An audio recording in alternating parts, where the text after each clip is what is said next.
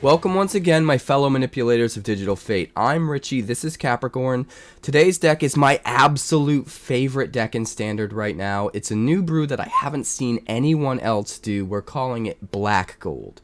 Now there's a reason for that, because it's kind of a mono-black deck, but it's kind of a 5-color domain deck, but also it revolves around oil. It's an oil control deck, and Black Gold is another name for oils, so it's perfect. It's Black Gold. Now, before we get into the deck, make sure you like and subscribe. Leave me a comment down below letting me know what you think about the deck.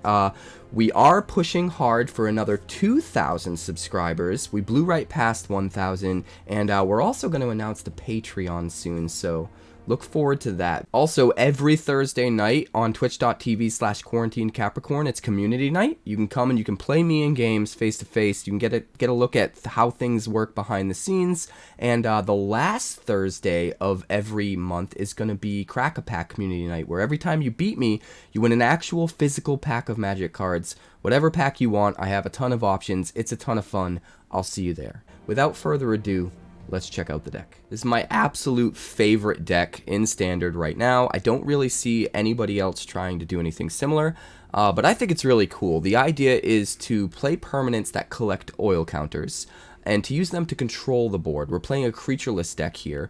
We're using those oil counters to control the board alongside planeswalkers that are also collecting loyalty counters. And between the oil counters and the loyalty counters, we can also take advantage of proliferate and get more value off of both of those things at the same time. Now, this is a creatureless control deck, so we do have ways of generating creature tokens and stuff like that, but for the most part, we have no creatures. We have nothing to worry about losing to our sweepers, and that makes the deck really powerful. We're going to start at the bottom of the curve here. We've got just one Churning Reservoir. This is a 1 red mana artifact. At the beginning of your upkeep, you get to put an oil counter on any artifact or creature you control, and then anytime something with an oil counter on it dies, or you take an oil counter off of something, you get to pay 2 and tap this artifact to create a 1/1. Sometimes that's useful to create a chump blocker, or sometimes against a control deck you can get a little extra pressure to put on the opponent by creating these tokens, but that's sort of extra. Now, the reason we're only running one of these is because we never, ever want to see 2 in our hand at the same time. There are a lot of situations in which this card can be a dead card, so we can only really afford to risk just 1 slot in the whole deck being this card, because it serves as something that is auxiliary to what the other things that we're playing in the deck. It serves to bolster the things that we're doing with oil counters, but doesn't do a whole lot by itself. So we never want to see multiple copies in the same hand, but we're always happy to see that one, and to help us push our push our synergies over the edge, right? Now, we're going into the 2-drop slot here. We have 4 Tablet of Completion. This is actually one of my favorite cards from the new set. This is 2 mana for an artifact. Tap it, put an oil counter on it, or tap it, add 1 mana, but you can only activate that ability if you have 2 or more oil counters on it, or pay 1 mana, tap it, draw a card. You can only activate that ability if you have at least 5 oil counters on it. So what's cool about this is it can come down on 2, you can put a counter on it, turn 3 you can put another counter on it, and then on turn 4 you have an extra mana to play a 5-drop, but then later in the game it serves as something that can draw you an extra card every single turn. So as soon as you're out of gas, this thing draws you an extra card every turn for only 1 mana. And that's insane. What makes it especially good in this deck is the fact that we have Proliferate in the deck. So a lot of times we just get that first oil counter on the Tablet of Completion, and then it starts to build up those other oil counters just in little supplementary ways where we're proliferating to do other stuff, and oh yeah, our Tablet of Completion happens to get another counter, so it gets beefed up, it gets to that 2 point, it gets to that 5 point, it can start generating value, it can start playing more expensive spells out a turn earlier. It's very subtle in how it can contribute to the board state and just really push us over the top. We've also got 3 Filigree Sylex. Now, Filigree Sylex is another 2 mana artifact. This time it's legendary. You can tap it to put an oil counter on it. you can tap it and sacrifice it to destroy each non-land permanent with mana value equal to the number of oil counters on it. And you can tap it, remove 10 oil counters from among all permanents you control, and sacrifice it to deal 10 damage to any target. So this is going to do a lot. First of all, it's going to build up oil counters over the course of the game if you need it to. But what's really cool about this is if you top deck it later in the game, and you've already got enough permanents in play that total up to 10 oil counters, you can just slam this thing and for only 2 mana do 10 damage to your opponent's head and just win the game outright as long as you've already taken out half their life total. And that can be incredibly powerful. But it doesn't stop there. The fact that this can sit on the board and potentially be a way to clear the board of certain threats is really powerful. A lot of times you can drop this on 2. At the end of their turn, you can put a counter on it. And then on your turn, you untap, and you don't want to put a counter on it right away. You keep it at 1 counter, and you say go. And then on their turn, they have a difficult decision about, do I want to play more 2-drops? Do I want to play more 1-drops? If they play more 1-drops, you can choose to not add a counter, and then just wipe the whole board. If they play a 2-drop, or if they happen to play a second 2-drop, you know, you can add the second counter at the end of their turn and then use it to wipe out all of their 2-drops. So it creates this board state where they're so unsure about what they should play and how they should play around the Filigree Sylex. And even if they skip their 2-drop because they're like, oh, it's at 1 counter and it can go up to 2, and they play a 3-drop, over the next couple turns we can get it up to 3. And now they're scared about, well, do I play another 3-drop? He's going to wipe the 3-drops. And we get to wipe out an entire converted mana cost of permanence from the field for no mana. So a lot of times we can pair this with spells that we're going to play that turn, and we can just do a lot to our opponent's board state and really decimate it. Now that's a plan B. Most times we want to just keep this on the field and use the threat of activation to scare our opponent into committing less to the field and stall the game out so that the rest of our control options can take over. And then eventually, when we get to 10 oil counters, we can still use it to do 10 to the head. Also, if we happen to really need to get rid of a specific permanent, say they have a Sheoldred on the field, and we just need it to die, and we're out of options, we can always just remove the 10 oil counters to do 10 to the Sheoldred, if they're at more than 10 life themselves, and they're not going to lose. And we can at least kill the Sheoldred that way and buy us some more turns to finish out the game. So it's very versatile, and I like the way that it messes with our opponent's mind and makes them second guess their plays, even though in reality it's the threat of activation that's powerful for us, and we don't actually necessarily want to ever sacrifice the Sylex to wipe the board. So really, really cool there. You can see how as you start to build up extra oil counters on your permanents through Churning Reservoir or Proliferate, it can just get really out of hand. Also in the 2-drop slot, speaking of Proliferate, we've got 4 Drown in Ichor. Now this is 1 black and 1 for a sorcery. Target creature gets -4/-4 until end of turn, and you Proliferate. This is incredibly important. This is a way for us to deal with something that's problematic, maybe an aggro deck or whatever, on turn 2. It can kill almost anything that they're going to drop on turn 2, 3, or 4. While also proliferating and adding that extra value, getting oil counters onto the permanents that want oil counters, getting loyalty counters onto our planeswalkers, which we'll get to in a little bit. But what's cool about this card too is, even though it's good as removal, if we top deck this later in the game and we don't need removal, it's still good to proliferate with for only 2 mana. And sometimes we can have so many permanents on the field that get value off that proliferating, then that's actually more effective than even just killing something with the -4/-4.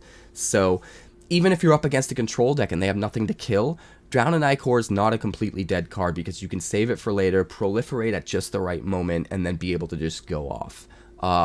Speaking of removal, we've also got 4 copies of Sheoldred's Edict. Now, obviously this card's amazing. 2 mana and instant speed. You can make them sack a non-token creature, a token creature, or a planeswalker. It's an easy way on 2 to deal with whatever 2-drop they happen to put out that they're racing you with, if it's an aggro deck. But it's also a way later in the game to get rid of a planeswalker that's causing you problems. It's also a way where if we're able to sweep and they just have that one big creature that can survive our sweeper, which we'll get to in a minute, we can just take out that last creature for an extra 2 mana, even if it survives our sweeper. So very, very good card there. Moving on to the 3-drop slot, we've got one of the core cards in the deck. This is Urabrask's Forge. 1 red and 2 for an artifact. At the beginning of combat on your turn, you put an oil counter on it. Then you create an X1 red Phyrexian horror creature token with trample and haste, where X is the number of oil counters on the Forge. So not only is this making a creature the turn it comes into play and every turn, but that creature's getting bigger every turn. It's going to get haste and trample, and creature removal isn't going to stop the Forge. So no matter how many times they kill the token, next turn there's an even bigger token coming. And because it has trample and because it has haste, you can't really chump block, and it just never stops. So this constantly puts pressure on the opponent, but what's also important about this is we're playing a control deck. We are playing sweepers, which I haven't got to yet, but we don't have to worry about sweeping the board because we don't lose anything. The Forge is still here. It's going to keep sending dudes at our opponent's head every turn and creating bodies for us to use in other ways. There are some cards in this deck that can use those bodies in other ways. But we don't ever have to worry about those creatures going away if we sweep because they go away anyway. So pairs very, very well with sweepers. This is our main win condition, and it's really, really cool. But speaking of win conditions, we've also got Planeswalkers. So our other 3-drop slots are 1 each of the 3-mana Planeswalkers that are in Grixis colors. So we have 1 Liliana of the Veil. This is 2 black and 1. Everybody knows Liliana. Uptick to make them discard a card, get ahead on card advantage. -2, target player sacrifices a creature. This can be a key play against aggro decks or mid-range decks following a 2-mana removal spell just to keep the board clear long enough for you to establish control. And then the ultimate can get pretty wacky too. We've also got Kaito Shizuki, which is 3 mana for a Planeswalker that's going to be able to make us a creature token as well as being a Planeswalker, which is really good for 3 mana. It helps us soak up hits if we have an opposing Invoke Despair coming at us. The token can soak up 1 hit, the Planeswalker can soak up another, and it doesn't hit us as much. But if the Kaito stays out, it just generates a ton of value. And again, if we're proliferating and putting extra loyalty counters on these Planeswalkers, they're generating even more value for us. The other 3-drop Planeswalker we have here is Ob Nixilis the Adversary, and Ob Nixilis is especially good in this deck because this Urabrask's Forge is getting bigger every single turn, and the token it creates is going to die no matter what, so we don't have a problem with sacrificing that token to an Ob Nixilis in our second main phase to make a copy of Ob Nixilis that now has a bunch more loyalty. And if the Forge has been out for long enough and it gets to the point where it's generating a 7-1 or an 8-1, and then we can play the Ob Nixilis off the back of that Forge, now we have a 7 or 8 loyalty Ob Nixilis, and sometimes we can immediately close out the game by just using the ultimate -7, making them lose 7 life and draw 7 cards and just die. Or if we absolutely need to, we can draw the 7 cards ourselves. So very versatile, pairs very well with the Forge, especially when we have ways of putting extra oil counters on all of our permanents and getting them beefed up to a higher oil counter count way before they're supposed to. Moving on to the 4-drop slot, we finally have that sweeper we've been talking about. This is Drag to the Bottom. And this is why we're playing a lot of Triomes in the deck, or the 3 basic land type lands. We're using all of the ones that count as both swamps and either a red source or a blue source, because this is mostly a mono-black deck, but we do have blue and red cards in it that we splash into, so it's sort of a Grixis deck as well, but it's sort of a 5-color deck as well because of Domain for Drag to the Bottom. It's very interesting, but this is the best sweeper in black right now since Meathook is banned, which personally I think it shouldn't be and it should come back, but that's an argument for another day. But Drag is just the best sweeper in black right now. We can clear the board pretty easily, and again, because we have the Forge and we have all of these Planeswalkers, we're recovering from that sweeper way easier. We have no actual creatures in the deck that we have to worry about hitting, and having no creatures in the deck means that all of our opponent's removal is just wasted cards. It's almost like they are starting with a lesser hand size than us because they have so many spells in their deck that are going to be completely useless against us since we're not actually running creatures. Moving on, we've got 2 more 4-drops in the form of Planeswalkers. So we have one Sorin the Mirthless. This is another Planeswalker that can create a token creature as well as be a Planeswalker itself, and it can uptick to provide us some extra value, so if this stays on the board for long enough, it can just close out a game. But we've also got Kaito Dancing Shadow, and Kaito has been especially good in this deck. I think he might be my favorite Planeswalker in Standard right now, and he works really, really well with a lot of what's going on with the deck. So 3 Loyalty Planeswalker for 1 black, 1 blue, and 2. Whenever one or more creatures you control deal combat damage to a player, you may return one of them to its owner's hand, and if you do, you may activate loyalty abilities of Kaito twice this turn rather than only once. Now, this works incredibly well with Urabrask's Forge. Since we're gonna lose the token that the Forge makes at end of turn anyway, we don't mind just sending this back to our hand in order to trigger loyalty abilities on Kaito a second time. So it basically reads like if you have a Forge into play and the creature it makes is still alive in your second main phase, you just get to activate loyalty abilities of Kaito twice that turn. So it pairs really well. It's just kind of free. +1 lets you make it so that one of their creatures can't attack or block until your next turn, which is good because you can shut down their ability to block the Urabrask's Forge token, while also shutting down the ability to attack back with it on the next turn, and then that lets you get through with the token so that you can bounce it and then activate another loyalty ability on Kaito to either pay 0 to draw a card, or its final ability, -2, create a 2/2 colorless drone artifact creature token with Death Touch, and when this creature leaves the battlefield, each opponent loses 2 life, and you gain 2 life. Now, this is especially effective because it can serve as a way to protect your Planeswalkers as a blocker, and the Death Touch makes it really powerful. They try to swing in with a Sheoldred, their Sheoldred's not going to survive. But what's especially good about the drone is it doesn't have to die in order to drain your opponent for 2. If it just leaves the battlefield for any reason, they bounce it to your hand, they exile it, whatever the case may be, you still drain for 2. And in a deck like this that can pour on a ton of damage with Urabrask's Forge, or 10 damage to the dome at once with the Filigree Sylex, or Ultimate and Ob Nixilis to just do 7, that 2 damage drain, that 2 life drain, can actually matter a ton. So the fact that we're able to get that drain no matter what they do to the permanent when it leaves is incredibly powerful. It really just makes it hard for our opponent to survive the amount of damage we can put on them.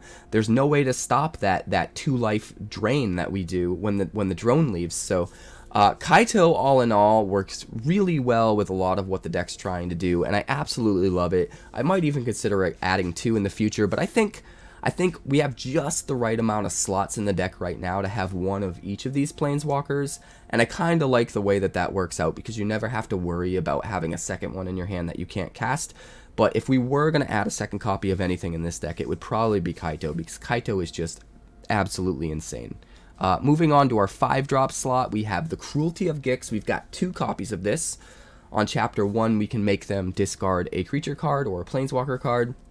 On Chapter 2, we can tutor up anything, and that can be really powerful in a deck like this, where if we have our 10 oil counters on the field, we can just tutor up a Sylex and win the game. Or if we absolutely need a sweeper, we can find the sweeper.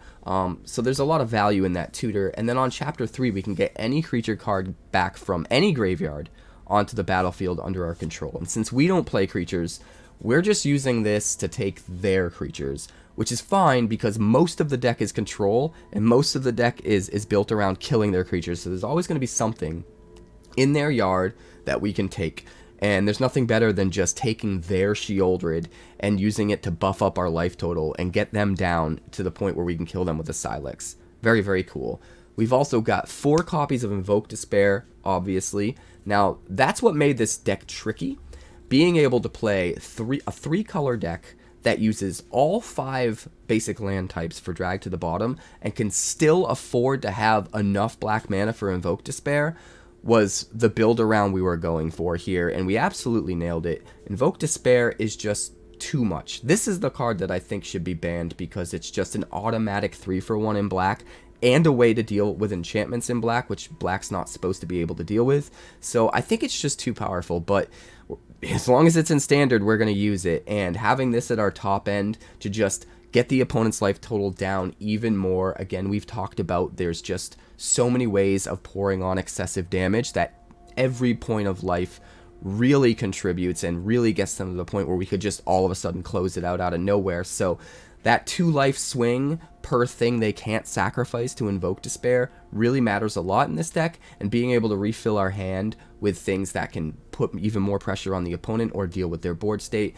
is also good. So 4 Invoke Despairs is great. Also, going back to the Cruelty, the reason we're running 2 is because if you're against a control deck, sometimes using Cruelty of Gix to tutor up another Cruelty of Gix on Chapter 2 is just so much value over the top that they just can't keep up. Now, we don't want to bother to do that if we're too low on life, if we're against an aggro deck and we really have to worry about our life total. But in certain situations against a control deck where it's all about who has the most card advantage and who can go over the top of the other one, being able to Cruelty into another Cruelty can sometimes be enough to just win you the game. Also at the top end, we've got our last card here, just 1 copy of Vraska Betrayal Sting. Now this can come down for either 5 or 6 mana. If it comes down for 5, it's going to be a 4 loyalty planeswalker, and if it comes down for 6, it's going to be 6. You can pay 0 to draw a card, lose a life, and proliferate. And again, in a deck like this, that proliferation is insane because all of our permanents are going to get a ton of value off that. Our Urabrask's Forge is going to swing for more. Our Filigree Sylex is going to be able to smack them for 10 way sooner. Very, very good. It can -2 to make anything into an artifact treasure, any creature. So we can use it on their creature if we're desperate and get them off the field, essentially. Or we can use it on our own Urabrask's Forge token.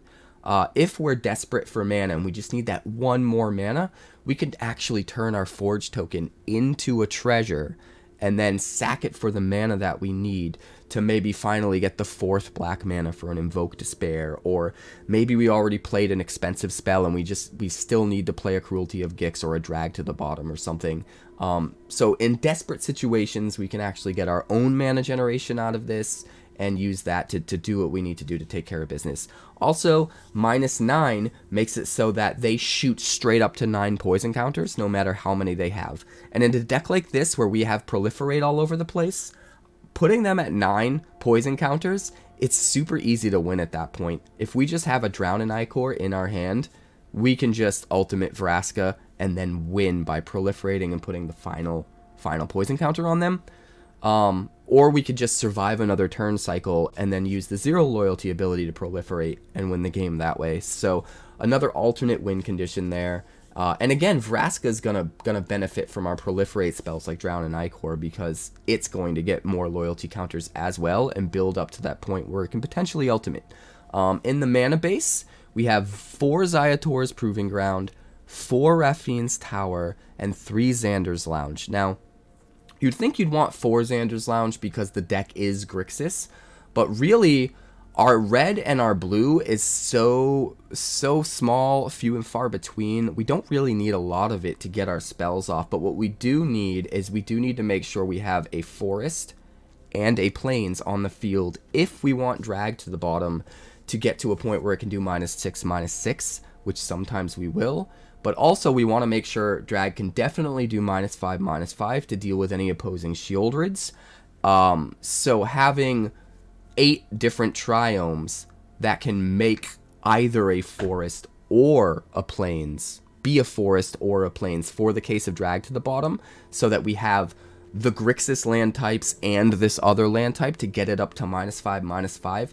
We want the best chances of that happening. So I really think in the end, the 4 Ziatora's Proving Grounds that are basically, you know, a Rakdos land that can help us cast our black or red stuff, but give us that 1 more land type for Drag.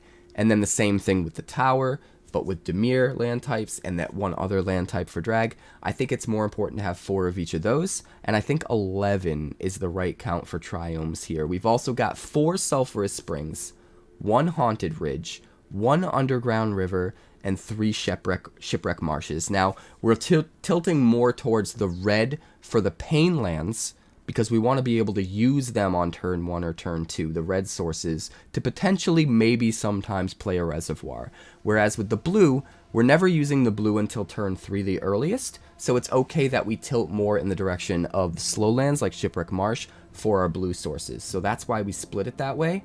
And then the last cards I want to talk about are the 2 new colorless lands from Phyrexia All Will Be One. We have 1 copy of the Mycosynth Gardens. Now this is great because you can pay X mana, tap it, it becomes a copy of any non-token artifact you control with mana value X. So this essentially counts as a 5th Urabrask's Forge, or a 5th Tablet of Completion. It can come down, and later in the game, it can copy one of these to just put a ton more pressure or give you a ton more card advantage in the long run. Sometimes it can even copy a Churning Reservoir if you just need to buff up your oil counter count. So, I mean, just being able to be a 5th Forge while counting as a land on your land drop that doesn't come into play tapped can be incredibly important. It's also useful to filter out our pain land into making a color of mana that doesn't cause us damage later in the game if we have more mana than we need and we just don't want to take damage. But just 1 copy is enough here. And then we have 3 Monumental Facade. Now this comes into play with 2 oil counters on it. It only taps for colorless, but you can also tap it, remove an oil counter from it to put an oil counter on any artifact or creature you control. You have to do it as a sorcery, so you have to remember to do it on your turn and not hold it up to do on your opponent's turn at the end of their turn.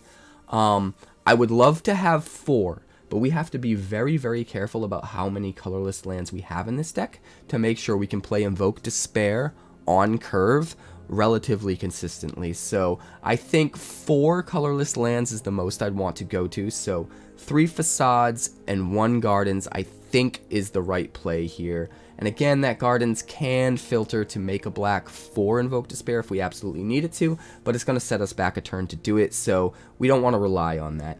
But the Monumental Facade is really sick because it can get our Forge up an extra counter on one turn and then another extra counter the next turn. So you can have a situation where, like, you play a Forge, you put the counter on it from Facade, your token it generates that turn swings for 2, and then the next turn you put another counter from Facade and it gets another counter from itself, and now it's the second turn of Forge has been in play and your token's already swinging for 4, and then 5 next turn, and then 6, and you can sack it to an Ob Nixilis way sooner for way more payoff for loyalty for the Ob Nixilis token. There's just a lot you can do, and what's also cool about the Facade is if you play one of your Proliferate spells, as long as you keep at least 1 oil counter on the Facade, you can actually add more oil counters to the Facade itself. And in that way, you can exponentially increase your oil counter count, where you're putting oil counters on all of your permanents with the Drown and Ichor, but then also putting one on the Facade,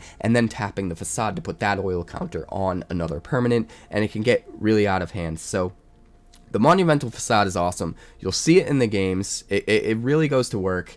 And I think 3 is the right number. I'd love 4, but I don't dare go more than 4 colorless sources in this deck because of all the mana requirements. But the deck itself is absolutely insane. There's a ton of control. I love that all of our opponent's removal is just dead cards, and it's almost like we start with more cards in hand than our opponent because of that. And the deck's just incredibly fun. I love it. Oil control. Let's check it out. This looks great. We're going to keep it. It is worth noting we don't have any triomes for the drag, but I think we'll be okay. So we're going to start with a Shipwreck Marsh. Vagrant's going to consider.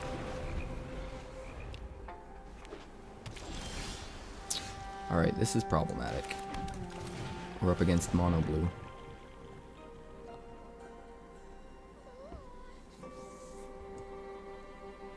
Is he going to counter it?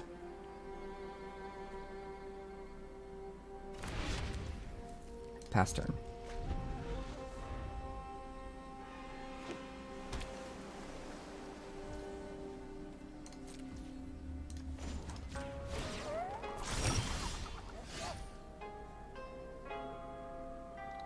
We don't have any 3 drops, so we can play out the Lounge and then pass.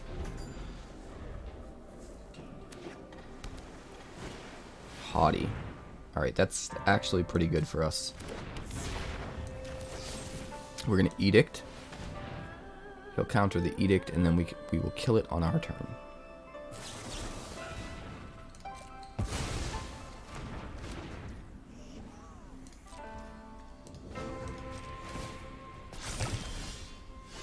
we'll be in a pretty good spot. Kind of feel like we should use drag to kill it. I think keeping the instant... we could invoke it. Yeah, you know what? Let's just invoke.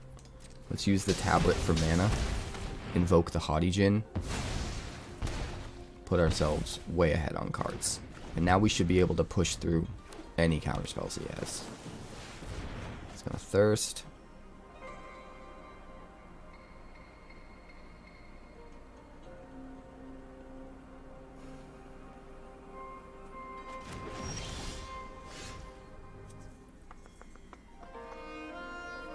Hmm. 5 mana. We'll start with a Sorin. It's gonna let me have the sword. That's wonderful. Pass the turn. We're gonna hold up the Edict. If we don't need to play the Edict, we'll put a counter on the tablet. That's fine. We still get to keep our Sorins, so it's pretty good if you ask me.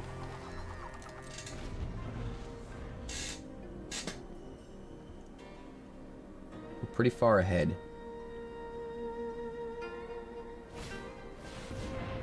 Haughty. We will do the same thing we did last time.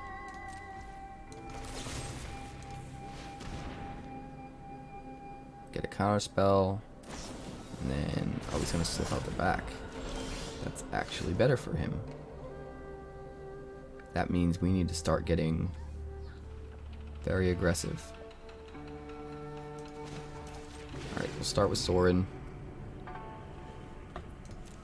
Sure, we'll take 4. We'll go Mycosynth Gardens, we'll go Kaito. It's gonna be big. Which means he's gonna be able to kill whatever he wants, right?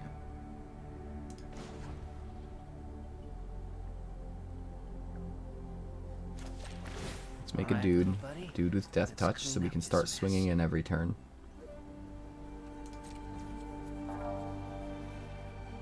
I think that's it. We could copy the drone with the Mycosynth Gardens. Get 2 of them. That would put him on a 4-turn clock. 3-turn clock if you count them dying and getting their triggers.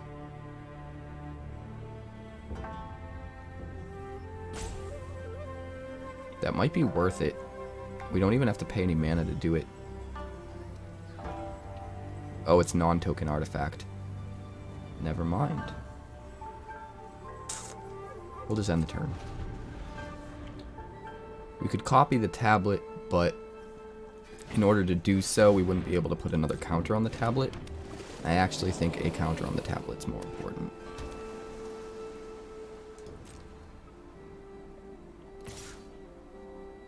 Right, go ahead. What's one more grudge?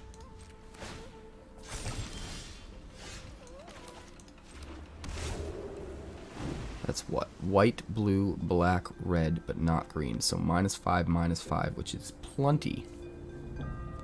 Plenty, plenty, plenty. See if he's out of counterspells. He is not out of counterspells. Sick. I did not expect that to work. I got fresh intel. I did not expect that to work at all. Pass the turn. Consider. That's fine.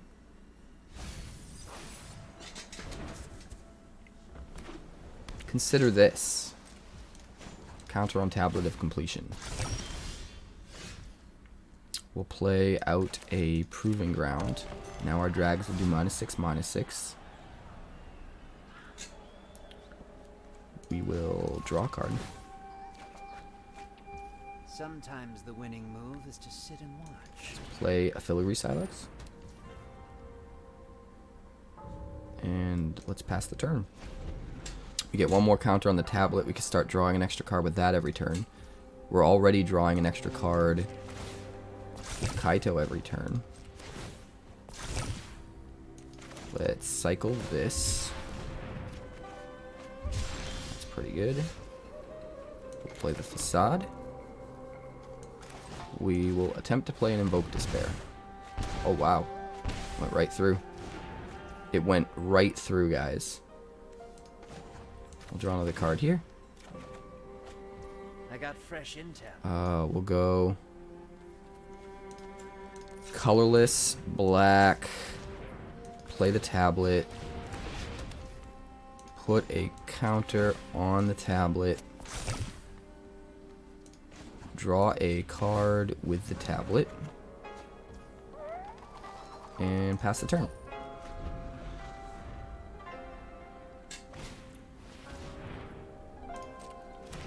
We've almost got everything.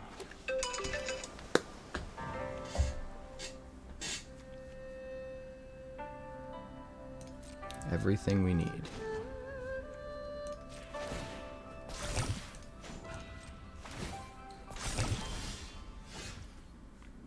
Play the Shipwreck Marsh.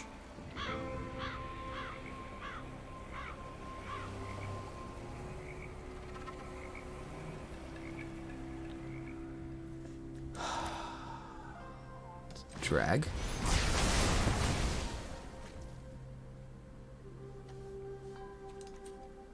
Red. Oh, hey, we got him. I wanted to play the Forge first. 7. We will keep 7. This looks fine to me.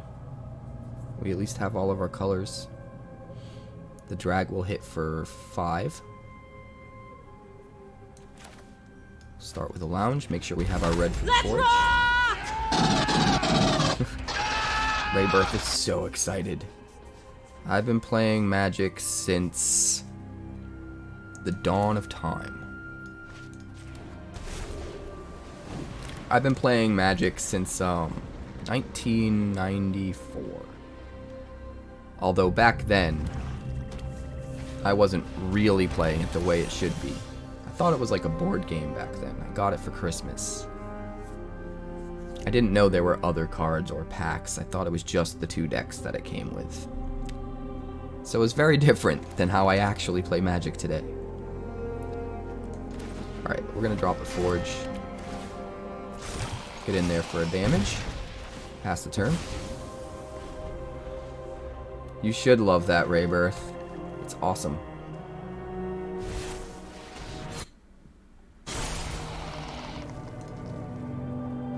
My calculations are correct. When this baby hits 88 miles per hour, you're gonna see hits some me with the serious Bank Buster. shit. Don't think that's gonna matter that much. We'll go Sylex. Put a counter on the Sylex. We'll go Flesh Gorger. Yes. Pay the 3 life. That's fine. Put counters on both. And then smack for 4. And he's almost dead. 2 turns. 2 turns, guys. Oh, hell yeah, Rocket Games. Good to hear. Yes, you should absolutely learn. Absolutely. This is a great game. I think we just won. Give me a second here. I think we just won.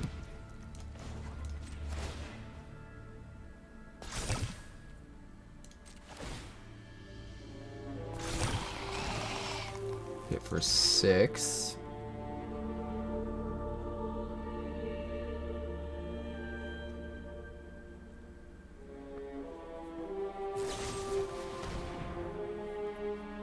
He's gonna destroy it. Smart boy. We'll end the turn. We only need 1 more oil counter before we can sack our Sylex and hit for 10. Which means the Forge gets through with its 7/1 Trampler next turn. Oh man. Alright. Oh. the Obliterator? Is he out of his mind? I think he's out of his mind. Guys, I think he's out of his mind.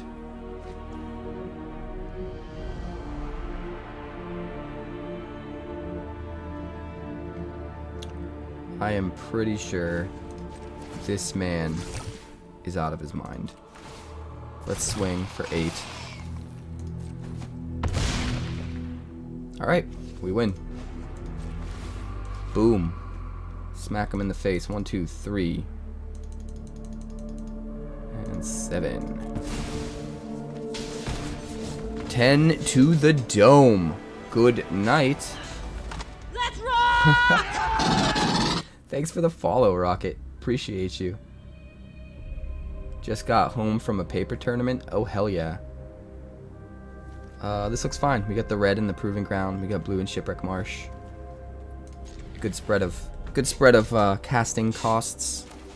We'll start with the Proving Ground.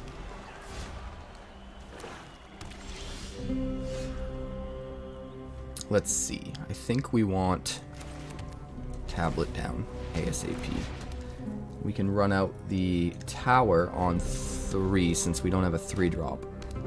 And then kill whatever he plays with a Drown in Ichor. Yes, Drown in Ichor. Yes. That's the plan. Slow him down. Beef up my boys. And we'll pass the turn. Flush says, got second after Swiss, and we all agreed to chop the box and got the Game Day Foil Memory Deluge and Game Day Annex Sentry. That alone pays what I paid for the tournament. Oh, hell yeah. That's what I like to hear. That's a good day right there. Alright. We're going to put a counter on the tablet. We got to get rid of that boy. How should we do it? I guess we could just... Well, we can't invoke Despair yet. I think we'll just Sorin for now. Cruelty seems unnecessary. Consider yourself fortunate. We'll try to divert his attention. If he swings at Sorin, we'll let Sorin die. That's fine. We don't want him to draw a card, though.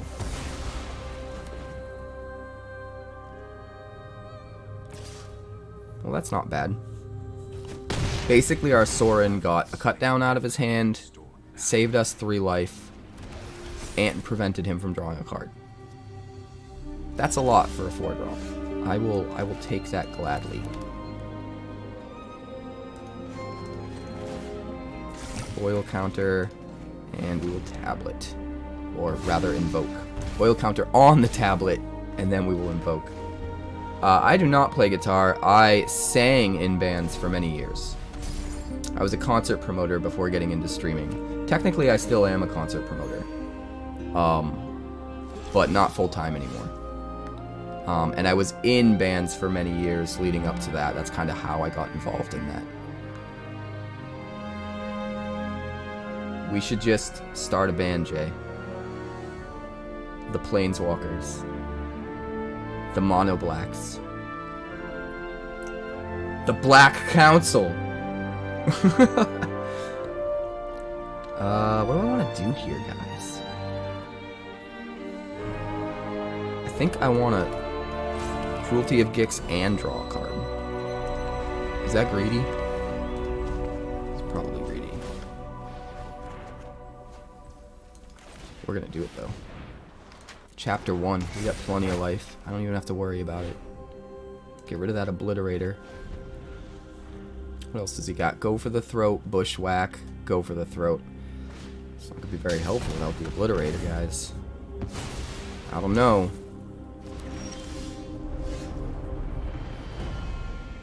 That's true, Duchess. Duchess knows everything.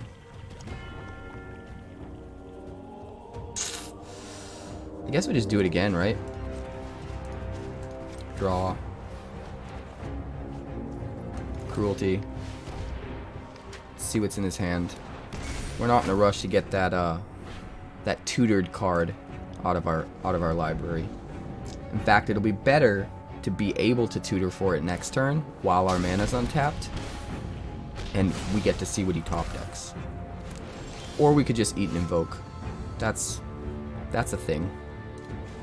Alright, we need some pressure. We need some pressure. That is some pressure. That qualifies. Here's what we're going to do. We're going to swing for 1. And then this little token right here that we don't need anymore, we're going to sack it to the Obby boy. That's what us in the biz call value. Value. We're going to get back some of that life we lost to the invokes. Looks pretty good to me. We got a card draw engine. We got a death engine. We got multiple death engines.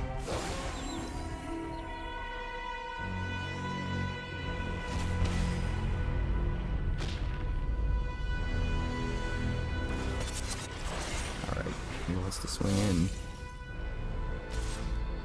I mean, the answer is no.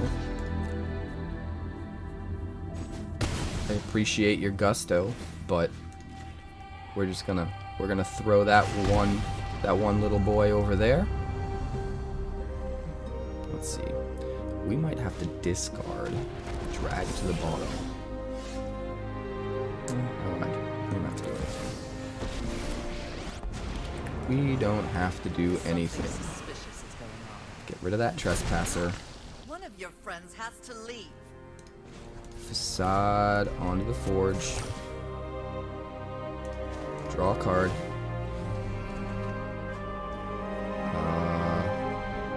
Play another tablet, I guess. Uptick. Don't really care about the life anymore. Uptick. And we'll swing for 3. Puts him at 6. It's pretty good, guys. It's pretty good.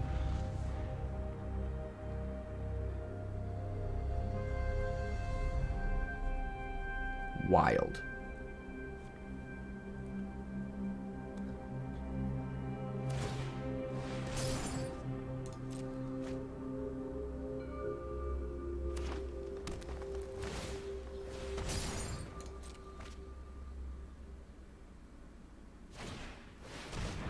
Glissa. Good card.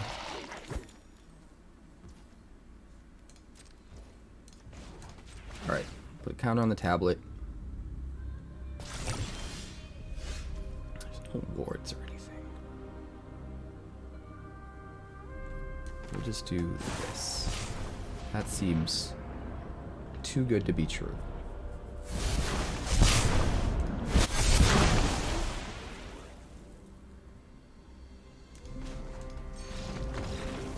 And our boy scoops. Just too much value. This looks great. We'll keep this. We've got our blue and our red. Turn 2 we can drown if we absolutely need to. If not, we save it for after the forge. Just looking like we're going to need to here. We will play a facade first, though, so we can at least get a little bit of value off that proliferate. Kill the evolved sleeper. Another evolved sleeper, that's fine.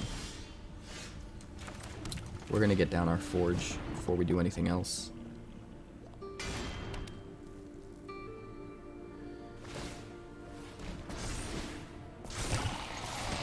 And if we top deck a land, we'll play Sorin next turn. If not, we'll probably just drown the sleeper. We may drown the sleeper anyways.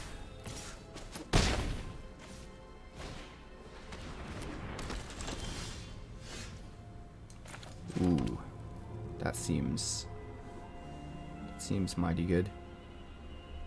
Let's just do this.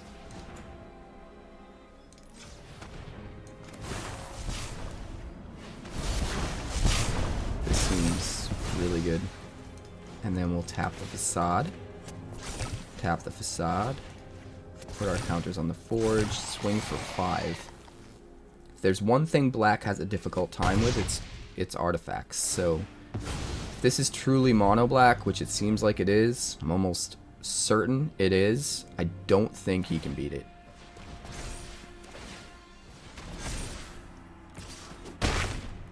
He's gonna try and race.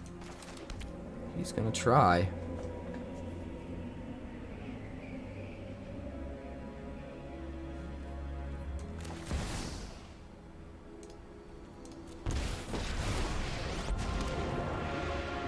Phyrexia is as inevitable. We're gonna start by getting rid of this. Oh wait, that's you? Reaberth!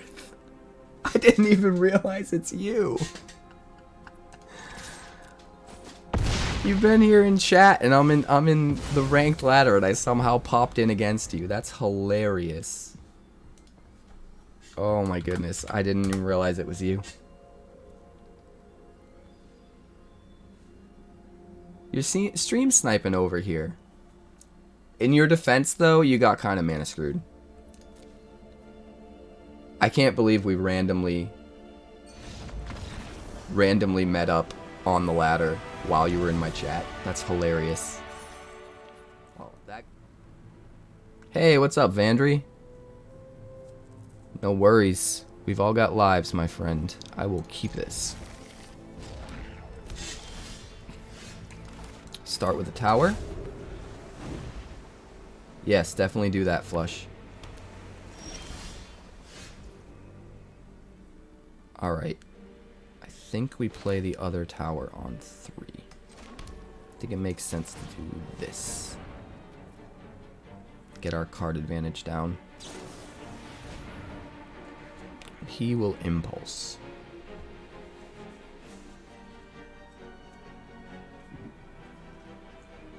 Leroy Mayro.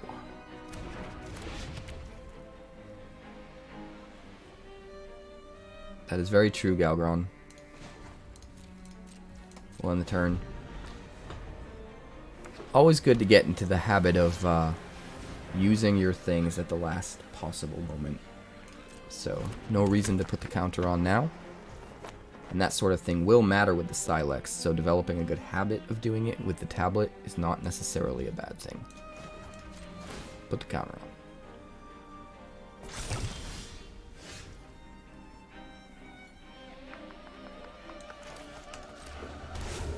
Illuminator Virtuoso. If we try to kill it, he does a thing. But is that thing...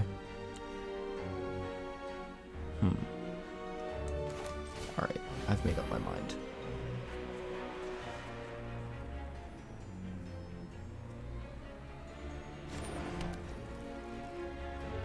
Pass turn. We're going to play the Sylex because that gives us 2 ways of getting rid of the Virtuoso at instant speed back to back.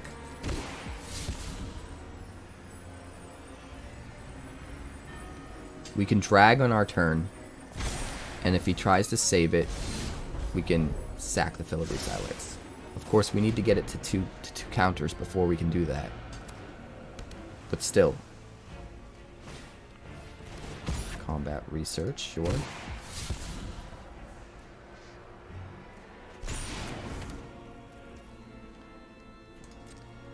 Got rid of a land. Interesting. He seems to be feeling invincible.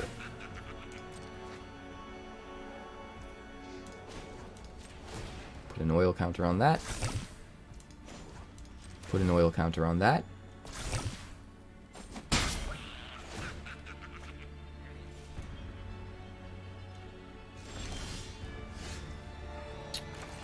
Play the Springs.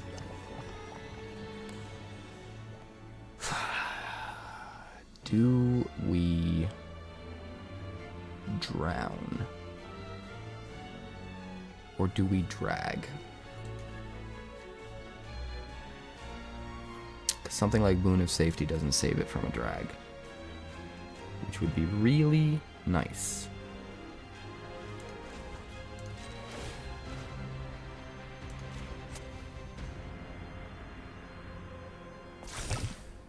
We're going to do this smart. Put the counter on the Sylex. We drag. Tries to save it. We Sylex in response.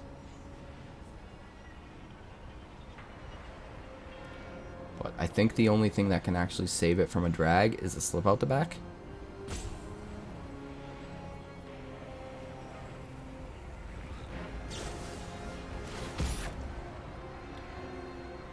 Shore up.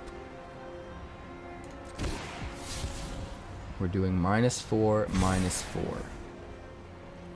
Hexproof. Sure.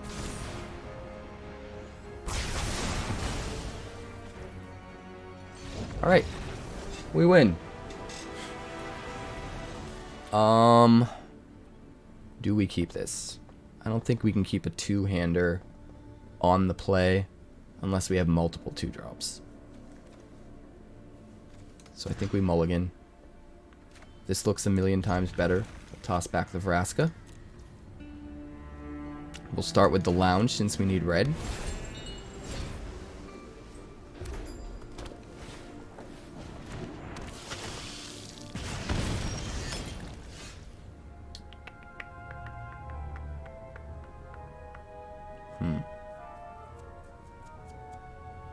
Do I want to play an Ob next turn and nothing this turn? I don't think killing the Epicure is really that important. I'd rather take the chance that we get the opportunity to play Ob next turn. I don't know if we will.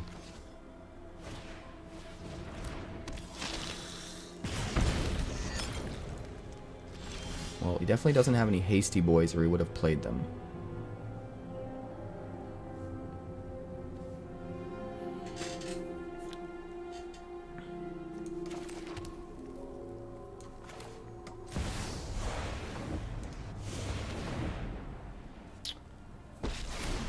Now the question here is, do we get him to 4 loyalty? Or do we get him to 1 loyalty and make a dude? I think because both of his creatures are 1/1s, the dude is actually going to do a lot of work. You work for me If we were staring across the board at 2 2/2s, I would probably... No, I wouldn't uptick. Because that would put me at 4 loyalty and they'd still kill it with 2 2/2s. If it was a 1/1 and a 2/2, I would probably uptick. Because I'd go to 4 loyalty, survive the attack, and then be able to drown in Ichor and put more counters on it.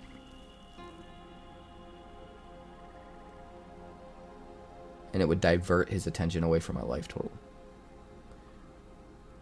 But that's not the case. I think the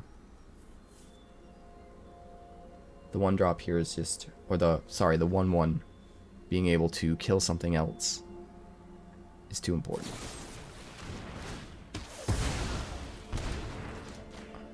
Kill 1 Epicure. That's fine.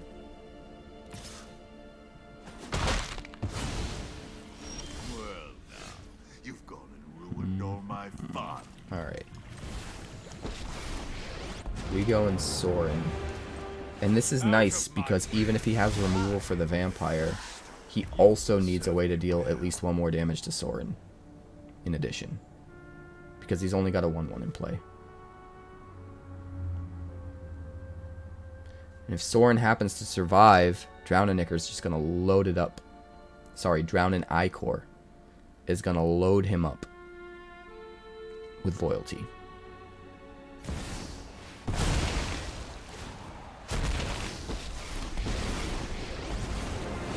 Alright. That's, just obedience. I think that's good for us. Defy me. We'll just take the damage. We're just going to gain it back with the lifelinker. Not even worried about it. Your punishment is my entertainment.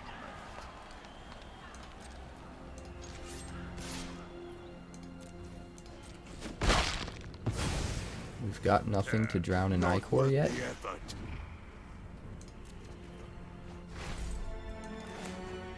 wish to know my secrets? We'll end the turn. We'll hold up the Edict.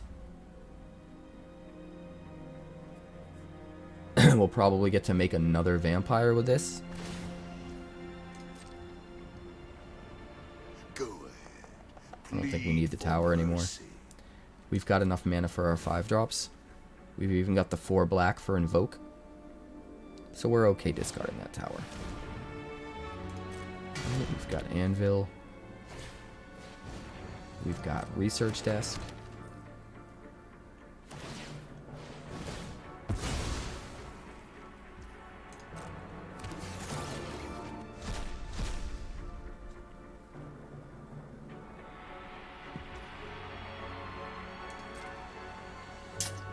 I think we hold on to the Edict.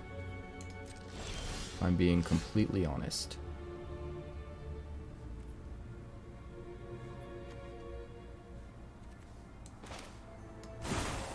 We're going to use a Drown in Ichor.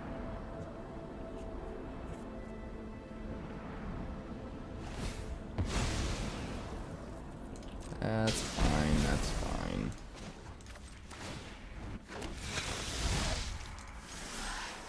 Swing it all, gain some life. Oh, you'll suffer for that.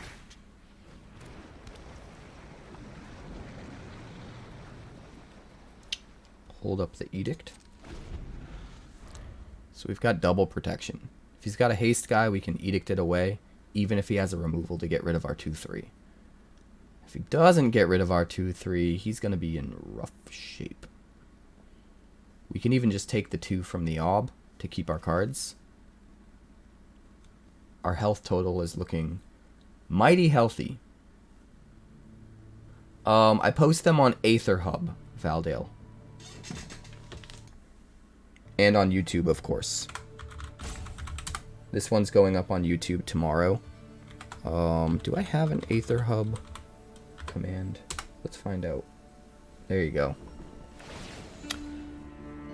There's a version of this on there, I think, but it's not the final version. But this will be on Aether Hub tomorrow in time for the YouTube video to pop. I also already promised somebody I was going to post them in Discord. In the deck section in Discord. Right after the stream. So you can check that right after the stream if you'd like.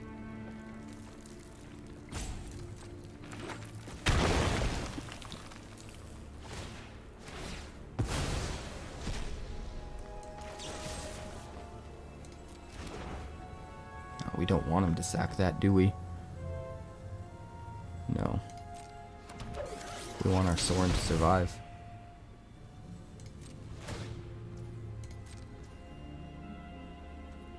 My turn.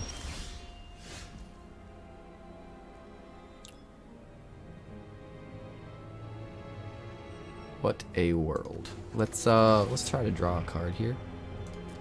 Sure. Blood for knowledge. A fair trade. Do we cycle the Proving Ground? No.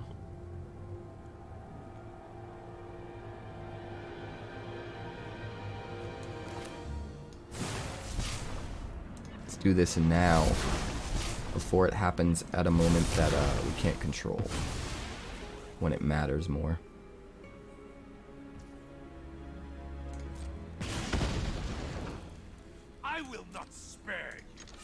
We'll kill the Ob and hold up the Edict just in case. But if we don't need to Edict, we'll cycle the Proving Ground. Absolutely, Valdale. Yes, we do. We do some tutorial stuff. It depends on the day, though. Some days we do. I try to do it as much as I can. Some days I need to crack down and focus on certain things I need for YouTube. But a lot of time I try to make time for that, especially with drafts.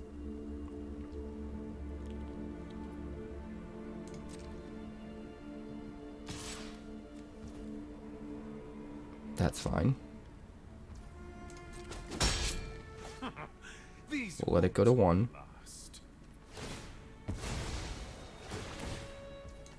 I guess guess I probably should have responded with this, huh? But we'll make him get rid of the Vron at least.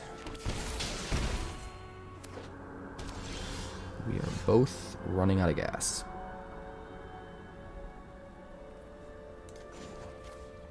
Let's uptick. Sure. Play the Haunted Ridge. Cycle. Proving Ground.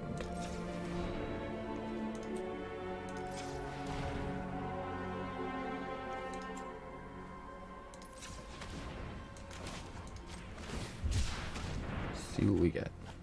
Invoke Despair. Well then, that's a thing. Well, let's swing.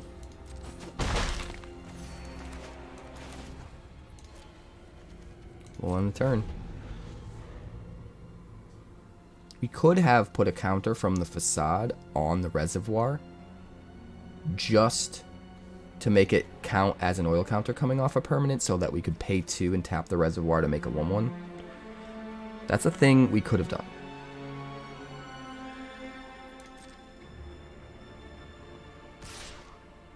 I am not going to waste this Edict unless it makes the difference between Sorin surviving or not. Oni Cult Anvil, sure. Fron. Fron again. God. Get out of here, Vron. Get out of here.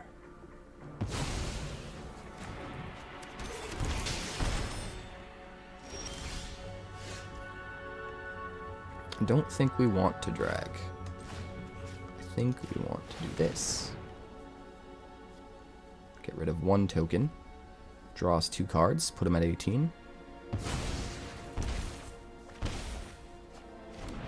Seems not so bad. Do that again. Reveal.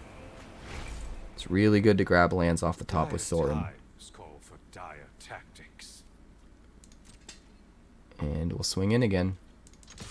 Get back the life that the Oni Cult Anvils are stealing.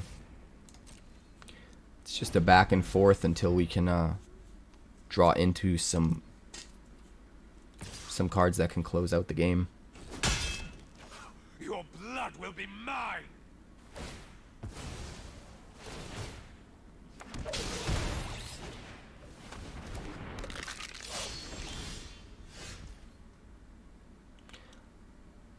What's up, Rage?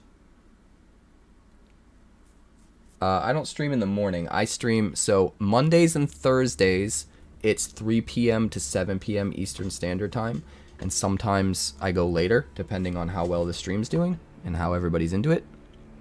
How into it everybody is, rather. Are we gonna drag?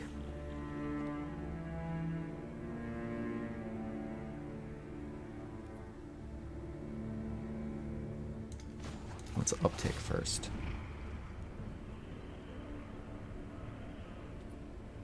Ow. We're doing it though. My ways are not for the weak.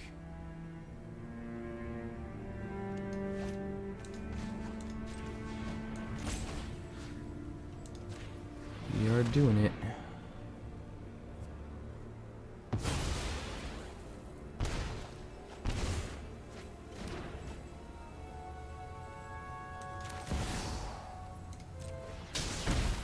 One more, go to 8.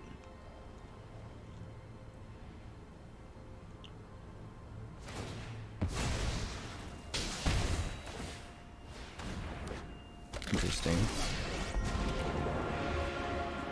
Do we -2 then? I was gonna up 1 to get rid of his last card. But maybe we have to -2.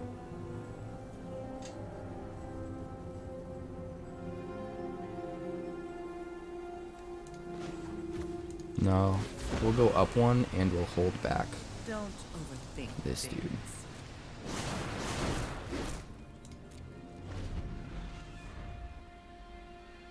So we can block the Cult Conscript. Ooh, it was a land. Nice ploy, Tyrion. Nice ploy.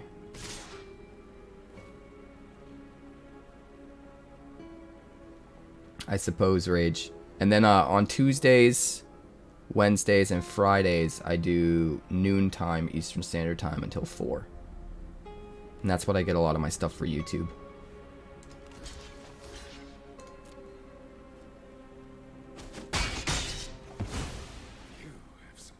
Alright, up to 9. Both planeswalkers are alive.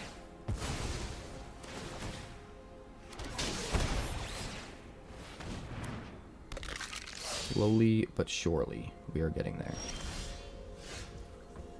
Filigree Sylex. Well, if we can get that to 2, we can kill his Anvils without losing anything, as long as we don't play the tablet yet. I think that's worth it.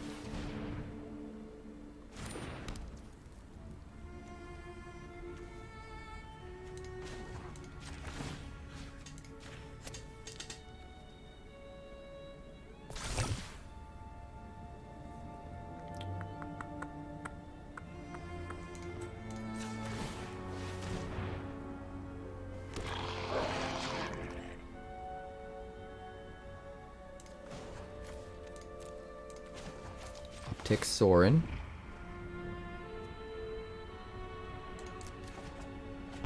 That actually seems pretty okay, to be honest. Yeah.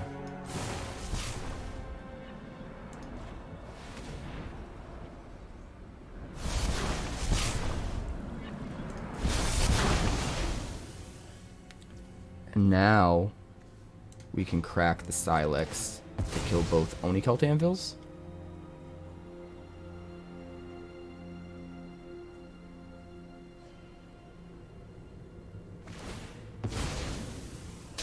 Why didn't you sack the Anvil itself? Interesting. Let's uptick Lily.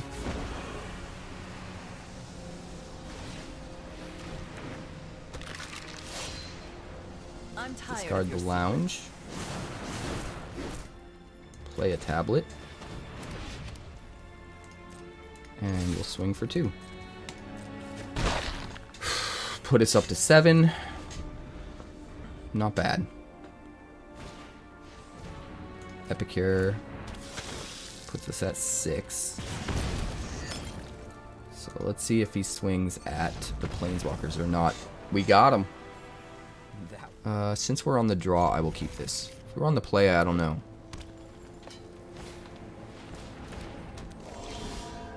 Right, we'll play the Marsh. We're going to need more land, but at least we have 3 2-drops that are all fairly reasonable.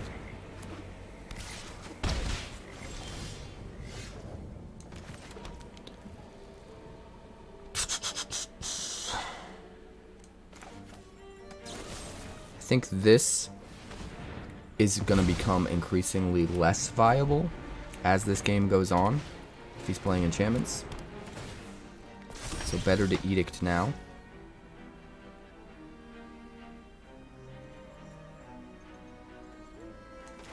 We gotta get out the tablet. We're too screwed for mana.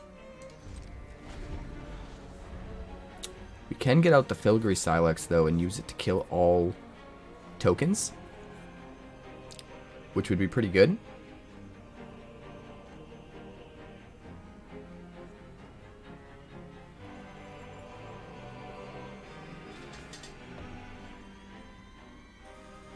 The Swinging Salt.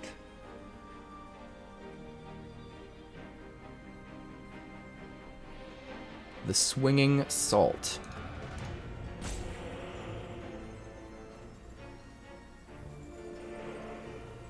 Did he get scared? Did he get scared of our missed land drop and our Tablet of Completion?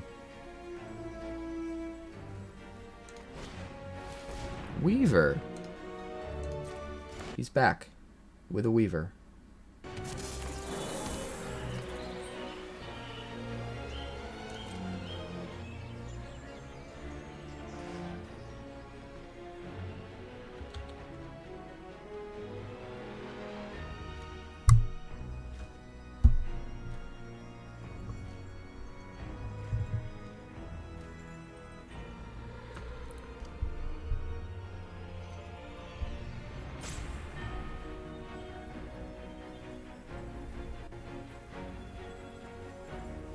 And nothing.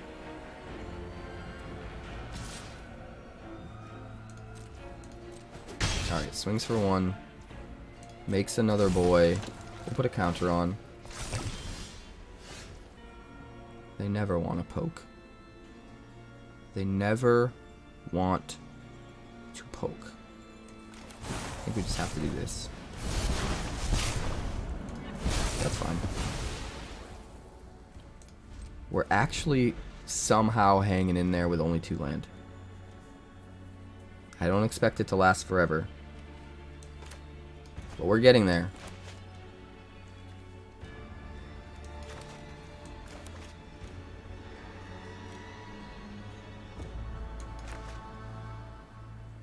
I expect Invoke to be the last thing we play. At least we can use the tablet to help pay for Vraska. We cannot use it to help pay for the Invoke since we have a Monumental Facade. Catilda. Definitely going to have to kill Catilda.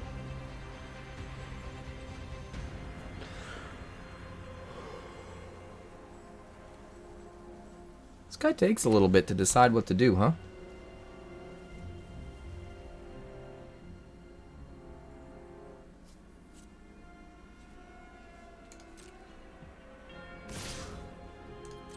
Alright, take 2.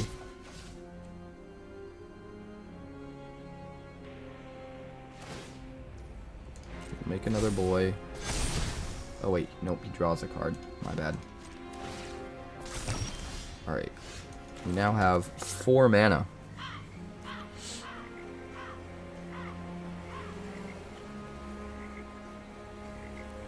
I got a plan.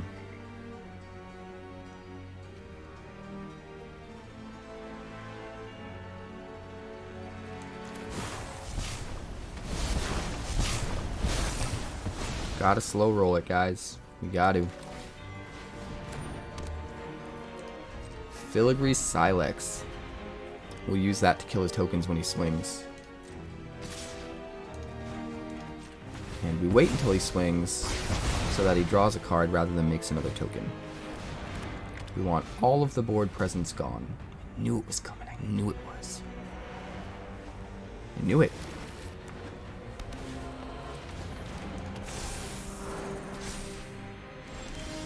Alright, we got a Weaver.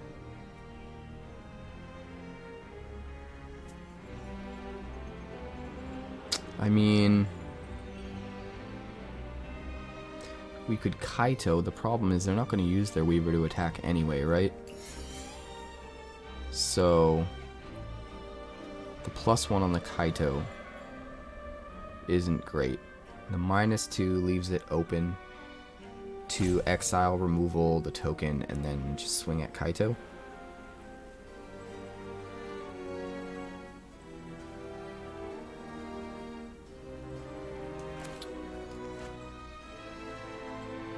I think we're gonna do this. As much as it pains me, let's just get rid of the Weaver now and get another tablet down. Pass the turn. Kami of Transience. Well, definitely smart to get rid of the Weaver before you got the Kami. Put a counter on the tablet. We have no red. That's a problem.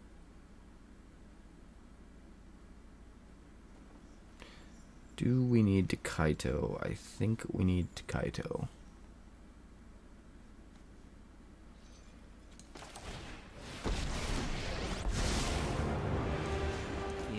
Uptick the Kami. He will not be able to kill Kaito with the 2/2. Presumably.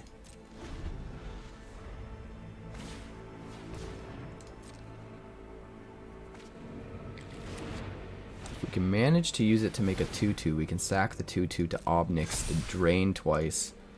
Get 2 Ob Nixilis into play, make a devil, drain again.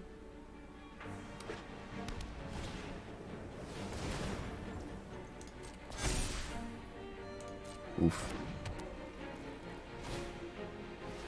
Just a wasted circle, huh? Alright, if you insist. If you insist. Bring it on. Alright. We need to kill everything. Can we kill everything? That's the question. Can we just kill everything? Can we lose 2, play a Vraska, exile, uptick. Not exile, turn into a treasure. Don't know if that's worth it.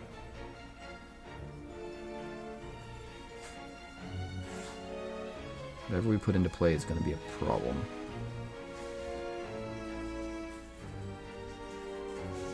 Because it's going to die. Whatever we put into play is going to die.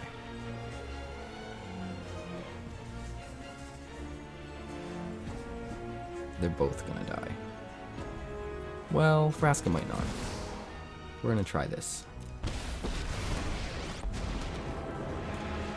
Phyrexian life will rise from your corpse in its day. Do we make a drone? No. Do it like that.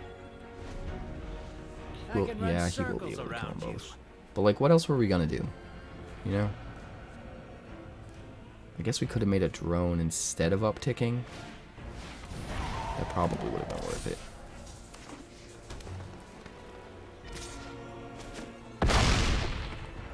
Whoa, didn't attack with the other token? Kaito's alive? Kaito's alive. I mean... yeah. Oh, yeah. I like that game. Let's do that.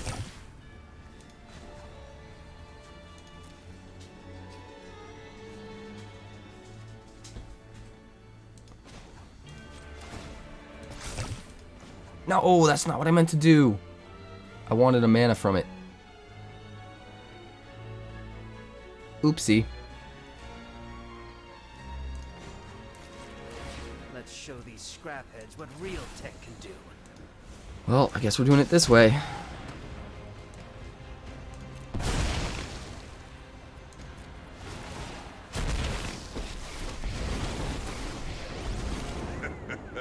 I'm not afraid of any of you. My goons will make quick. Alright, we have a blocker. Pleasure doing business. And a lot of planeswalkers. So he can kill 2 of them. But one's going to be left standing. And he doesn't hit our head if he does that.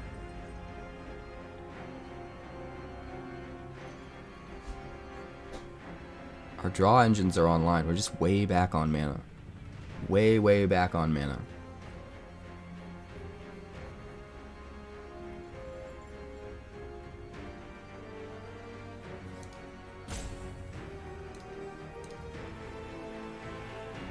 Come on, Swinging Salt. We should have lost this game a long time ago. We're somehow hanging on.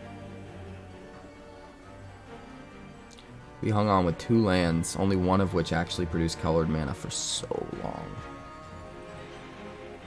So long. Way too long.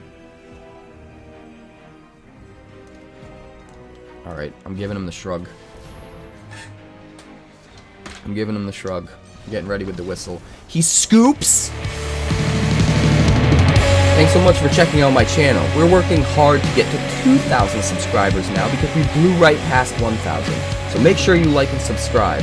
Also, if you'd like more magic deck text, that's somewhere over there. And if you'd like to see what else the channel's been up to lately, that's somewhere over there. Also, subscribe, circle below, do all the things.